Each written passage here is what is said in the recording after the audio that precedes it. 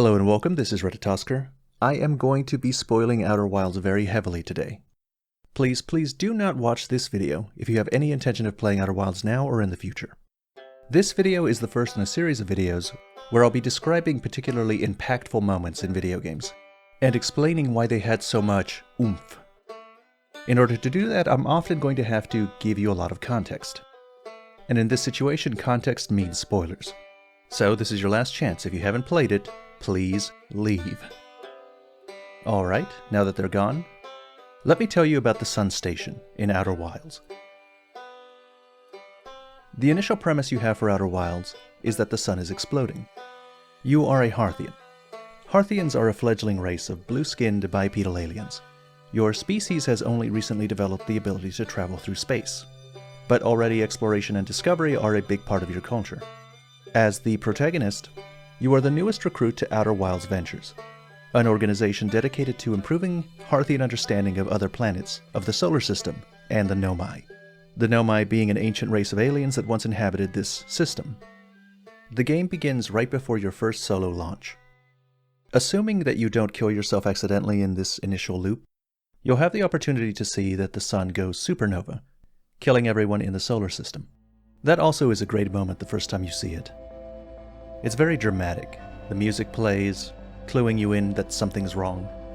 If you're lucky enough to be in a position where you can stop and look around, you'll notice that the sun is much larger than it was before, and glowing dark red.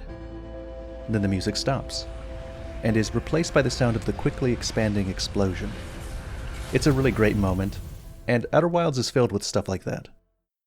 Anyway, however you happen to die your first time, you quickly come to realize that you are stuck in a time loop, as your death results in only you getting returned to the moment before your voyage. At this point, the reason that you're exploring is to unravel the mysteries that you just witnessed. Why is the sun exploding? How do I stop it from exploding? Why am I stuck in a time loop? What can I do about that? So once again, you go off into adventure, mindful of the time limit that you have in your explorations. You visit the various planets and learn many things. You trace the journey of the Nomai into this solar system. You better understand their plans and their motivations. You start hearing a lot of names over and over. The Ash Twin Project, the Eye of the Universe, the High Energy Lab, the Sun Station. As you encounter these places and terms more and more, you start piecing together what they are and how they connect. In this way, you learn about the Sun Station. The Sun Station is a Nomai facility that they built to fire into the sun and cause it to go supernova. Now, because Outer Wilds is a non-linear game, it's possible to make it to the Sun Station before you even learn about the Sun Station. However, this is unlikely. It's so small and close to the sun that it's much harder to notice than other points of interest. Even if you do see it, it's one of the harder places to get to. The only methods are to either land on it with a ship, which is not easy, or to go through the teleporter in the Ash Twin, which is time-sensitive, and not exactly obvious. Plus, the hint that leads you to the Sun Station teleporter is in the Sunless City, which is itself not the easiest thing to get to. My point is that most people are probably going to hear about the Sun Station, and many will even learn its purpose before they ever manage to get to it. And I believe that's by design. I doubt the developers intended the Sun Station to be among your earliest discoveries. No, when you're trying to get to the Sun Station, it's probably because you know what the Sun Station is. Because you know that the Nomai were firing it off on purpose, that they were trying to cause a supernova to power their time loop. This is all their fault. You finally have a big revelation. You can finally solve at least one of your bigger problems by going to the Sun Station and preventing it from firing into the sun. So, you discover the way there. You take the teleporter in the Ash Twin. You're finally inside the Sun Station.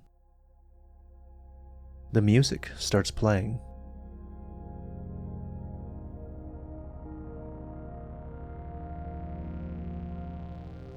You open the door.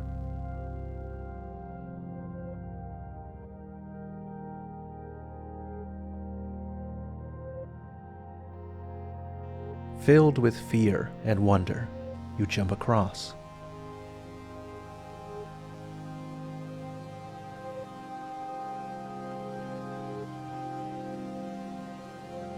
The Sun Station gets engulfed halfway into the loop. You need to be quick and figure out what you need to do. If you can stop the sun from exploding, The time loop won't happen. You'll be free, and you'll have saved everyone. You get to reading Nomai text, seeking answers. What happened? Did the sun station not fire? It fired, Yarrow, but it failed. The sun barely responded. There were infinitesimally small surface-level changes, but they were barely visible, even to the third eye. The sun station is useless. It will never and could never cause the sun to explode. Here at last you realize, the Nomai didn't cause the sun to explode. Their plan failed. The sun station hasn't fired into the sun recently. In fact, it's been offline since the Nomai died out. The sun is exploding because this is the natural end of its life cycle. It's simply out of time, and so are you and your species. No one is doing this to you. It wasn't planned by the Nomai, and it wasn't a malfunction of old Nomai technology. It's just how things are, and there doesn't seem to be a way out of it. This moment in the game was amazing. It represents a contextual shift in your goals. You've come to realize there's no getting out of the sun exploding. In fact, as you discover more and more, you realize that the situation is even more dire than it seems. The rug has been pulled from under you, and just at the moment where you were getting your footing. Depending on when you made this realization, you're likely to still have a great deal of mystery left in the game. A lot of threads that you can pull on. A lot of discoveries to make. But now you're pulling on those threads, you're unraveling those mysteries, without the illusion that you're coming up with a solution. It is very much not clear that there is a solution. These thundering revelations has shifted your mindset. And it is with this new mindset, this uncertainty, that you are asked to move forward. It was so good. It was one of those moments where you have to put down the controller, where you gotta pause the game and put down the controller and really think about what just happened and what that's going to mean for the rest of your playthrough. Outer Wilds has a lot of moments like that, including a lot of things that lead up to the ending and also the ending itself. But for me, the one that hit me in the gut the most was this one, the Sun Station. Because it's the one that for the first time made me realize, even though I've been playing this game for a while, this game is still going in a direction that I didn't expect. And it's looking like this is not the kind of game I thought it was going to be. And that's the end of this video. As always, thank you very much for watching.